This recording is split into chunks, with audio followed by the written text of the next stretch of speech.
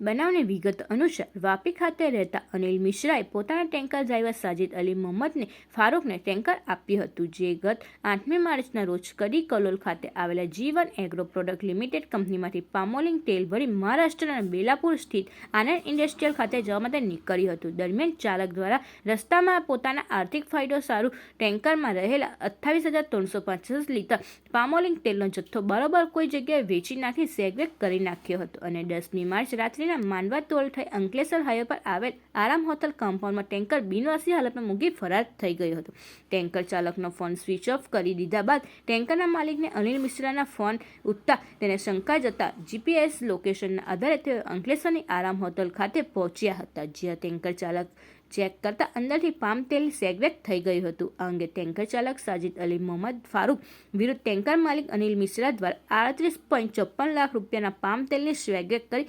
વિશ્વાસઘાત અને છેતરપિંડી કરવા બદલ ફરિયાદ આપતા બી ડિવિઝન પોલીસે ગુનો નોંધી વધુ તપાસ શરૂ કરી હતી, તેમજ CCTV ફૂટેજ મેળવી તજવીજ શરૂ કરી ફરાર ટેન્કર ચાલક સાજિદ અલી મોહમ્મદ ફારૂકને ઝડપી પાડવાના ચક્રો ગતિમાન કર્યા હતા।